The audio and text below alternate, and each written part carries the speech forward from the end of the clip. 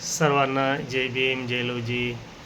बंधूंनो, मी पुन्हा आपल्यासमोर घेऊन येत आहे माझं नियमित सदर सत्य उपवर्गीकरणाचं. आणि या सदरामध्ये मी आपल्या उपवर्गीकरणाचा उलगडा करण्याचा मी सतत प्रयत्न करत असतो. आजच्या या सदरामध्ये मी जो उपविषय घेत आहे तो म्हणजे की आनंदराज आंबेडकर साहेबांची जी आता सध्या कॅम्पेनिंग सुरू आहे, आरक्षण वर्गीकरण विरोधी कॅम्पेनिंग, त्या कॅम्पेनिंगच्या माध्यमातून महाराष्ट्रभर ते फिरत आहेत आणि अनेक जिल्ह्यामध्ये सभा होत आहेत. तर त्या प्रत्येक सभेमध्ये त्यांनी प्रत्येक सभेमध्ये 2 ते 3 मुद्दे हमखास ते मांडत आहेत आणि ते जे मुद्दे आहेत ते सत्याला धरून नाही आणि चुकीचे मुद्दे समाजामध्ये ते पेरत आहेत, जेणेकरून उपवर्गीकरण विरोधी त्यांचा म्हणजे प्रचाराला बळकटी मिळावी या उद्देशानं ते चुकीच्या पद्धतीनं मुद्दे पसरत आहेत. तर हे कोणते मुद्दे आहेत आपण त्याचं विश्लेषण करूया. प्रत्येक तुम्ही जर आनंदराज आंबेडकर साहेबांची सभेमधलं तर भाषण ऐकलं तर प्रत्येक सभेमध्ये त्यांचं असं म्हणणं आहे की आरक्षण उपवर्गीकरण विरोधामध्ये 59 जाती एकत्र आहेत, हे त्यांचं नेहमीचं सांगणं आहे. जेणेकरून सरकारला किंवा समाजाला ते संदेश देऊ इच्छितात की मागणी कोणाचीच नाही आणि सगळे आम्ही एकत्र आहोत. 59 जातीची SC उपवर्गीकरणाची मागणी नाही. तर हे सत्य आहे का?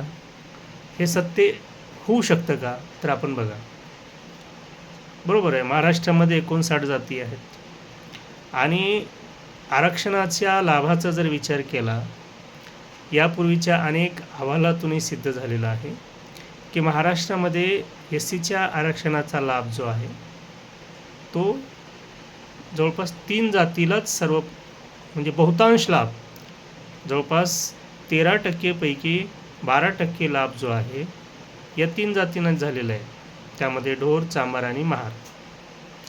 आणि बाकीचे जे 56 जाती आहेत या लाभवंचित जाती आहेत, यांना आरक्षणाचा लाभ मिळालेला नाही, पर्याप्त लाभ मिळालेला नाही. त्यामध्ये मातंग समाज लोकसंख्येनं मोठा आहे. मातंग समाजाला जे काही त्याच्या लोकसंख्येच्या प्रमाणात मिळायला पाहिजे होता तो अत्यंत नगण्य अपवादात्मक लाभ मातंग समाजाला मिळालेला आहे. 0.3% जर सांगायचं म्हटलं तर एवढाच लाभ या मातंग समाजाला मिळालेला आहे आणि बाकीच्या जातींनासुद्धा लाभ मिळालेला नाही. मग ही वस्तुस्थिती असताना, हे सिद्ध झालेलं असताना, ज्या 56 जातींना लाभ मिळाला नाही त्या जाती उपवर्गीकरणच्या विरोधात कशा काय असू शकतात? आपण जेव्हा पाहतो उपवर्गीकरण विरोधी मंचावर आनंदराज आंबेडकर साहेबांच्या सोबतीने ज्या काही जाती राहतात किंवा ज्या काही स्टेजवर बोलण्यासाठी त्या जातीचे प्रतिनिधी येतात, त्यामध्ये 2 ते 3 जातीचेच असतात. एक महार, दुसरा चांभार आणि ढोर आणि एखादा कुठेतरी मातंगाचा तिथे असतो. तर ह्या 3 ते 4 जाती जर सोडल्या तर कुठंही एकही प्रतिनिधी त्यांच्या व्यासपीठावर आलेला आढळून येत नाही. आणि ही खरी वस्तुस्थिती काय आहे? ह्या 56 जातींना जर मिळत नसेल तर त्या जाती येतील कशाला? ते उपवर्गीकरणाचा विरोध कशाच्या आधारावर करतील? स्वतःला मिळू नये म्हणून कोणी उपवर्गीकरण विरोधी मोहिमेमध्ये येऊ शकतं का? तर निश्चितपणे नाही. आणि त्यामुळं जे म्हणतायत आनंदराज आंबेडकर साहेब की आमच्यासोबत 59 जाती आहेत, तर आत्तापर्यंत त्यांनी त्यांच्या व्यासपीठावर 3 ते 4 जातीशिवाय एकही प्रतिनिधी त्यांच्या व्यासपीठावरून उपवर्गीकरण विरोधी बोलताना दिसलेला नाही. असेल तर दाखवा मला. 59 जाऊ द्या, एक किमान 10-15 तरी जातीचे प्रतिनिधी त्यांनी दाखवावं की हे उपवर्गीकरण विरोधी आहे. त्यामुळे 59 जाती त्यांच्यासोबत आहे जे हे म्हणत आहेत त्यामध्ये काही तथ्य नाही. वास्तविक 56 जातींना आरक्षणाचा लाभ मिळत नाही, त्याच्यामुळे ते उपवर्गीकरण विरोधी होऊ शकत नाहीत आणि त्या त्यांच्या व्यासपीठावर एकत्र येऊ शकत नाहीत आणि आत्तापर्यंत आलेल्या नाही. हा एक मुद्दा झाला.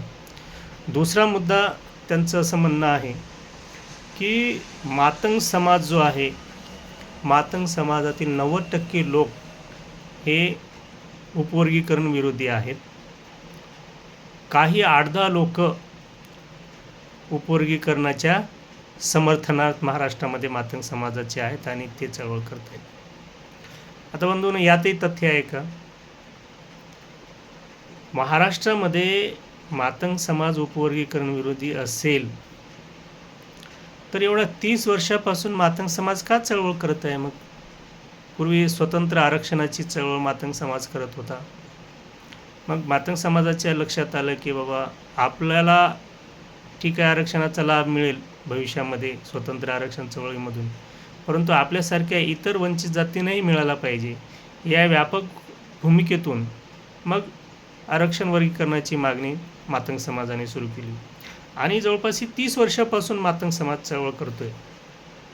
मग मातंग समाजाचा आरक्षण वर्गीकरण चळवळीचा एवढा मोठा इतिहास 30 वर्षाचा असताना असं कसं काय शक्य आहे की मातंग समाज उपवर्गीकरण मागत नाही, उपवर्गीकरण विरोधी आहे आणि केवळ काही लोक उपवर्गीकरणाची मागणी करत आहेत?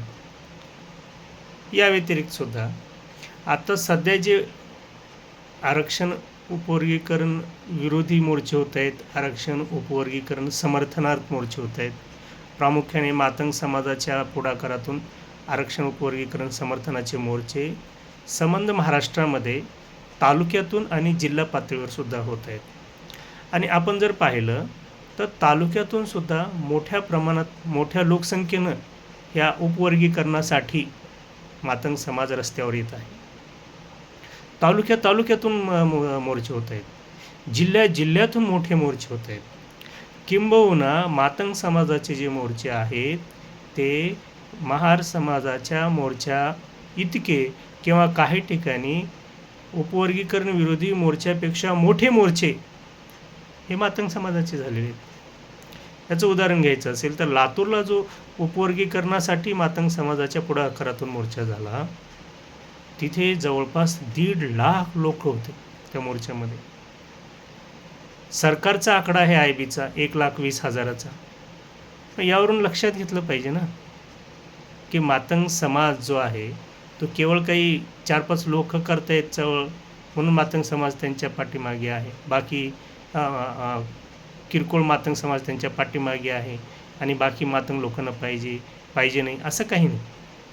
तर महाराष्ट्रातील प्रत्येक मातंग समाज व्यक्तीला वाटते की आपल्याला आरक्षणाचा लाभ या 80 वर्षापर्यंत मिळालेला नाही आणि तो मिळायला पाहिजे आणि आम्हीसुद्धा मुख्य प्रवाहात आलं पाहिजे, आमची पिढीसुद्धा पुढे आलं पाहिजे.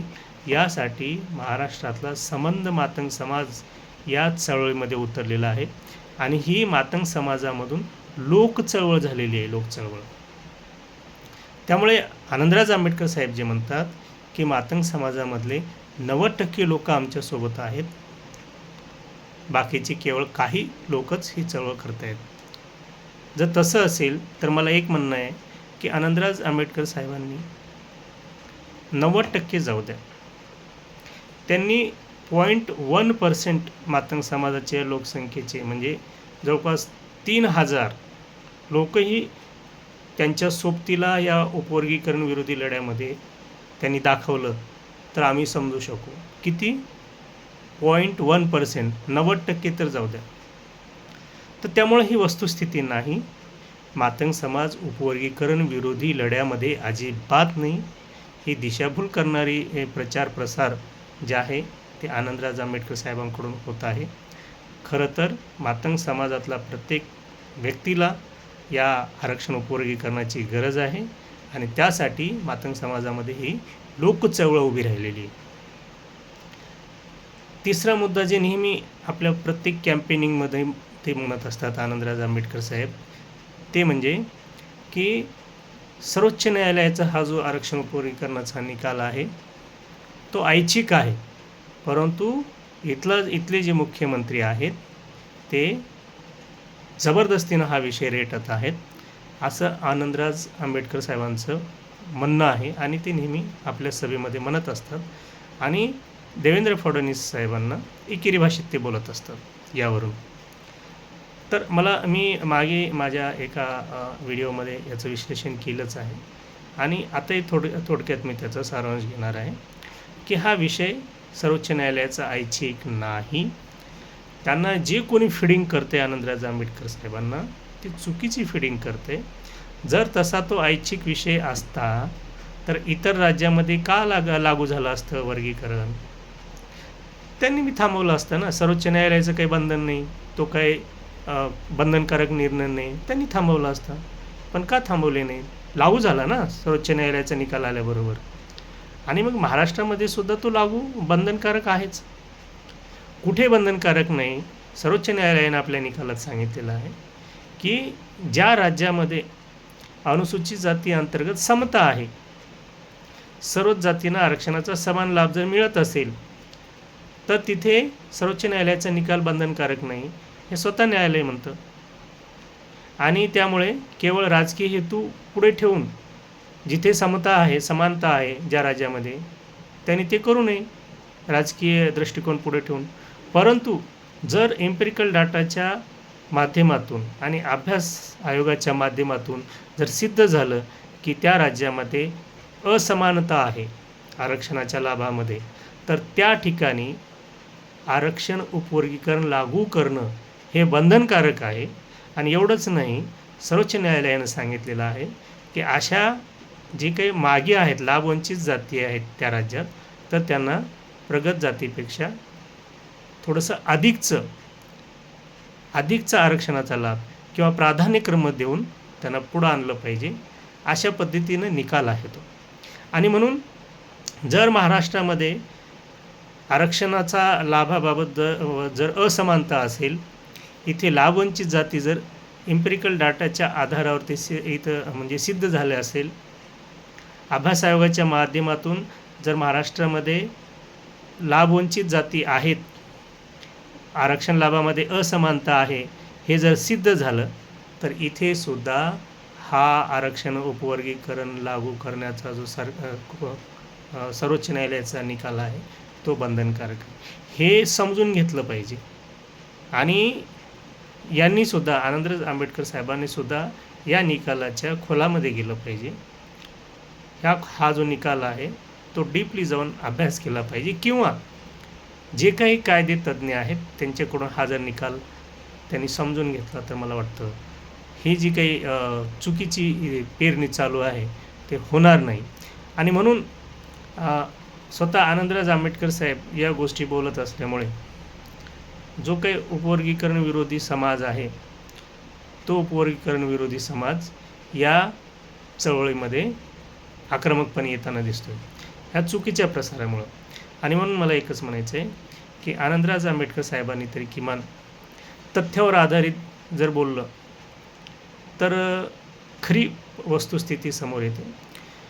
आनंदराज आंबेडकर साहेब हे काय एका जातीचे नेते आहेत असे त्यांची इमेज नाही, तर सर्व एसीचे नेते आहेत अशी त्यांची म्हणजे सर्व एसींची धारणा आहे आणि त्यांच्याकडे बघण्याचा तसा दृष्टिकोन आहे. म्हणून आनंदराज आंबेडकर साहेबांनी जो आहे, ठीक आहे, कोणाच्याही फेवरमध्ये किंवा कोणाच्याही विरोधात न बोलता जे मुद्दे परफेक्ट आहेत किंवा जे राईट मुद्दे आहेत किंवा तथ्यावर आधारित जर त्यांनी आपली भूमिका मांडली तर मला वाटतं ते योग्य राहणार आहे आणि तशी विनंती त्यांना आहे. धन्यवाद.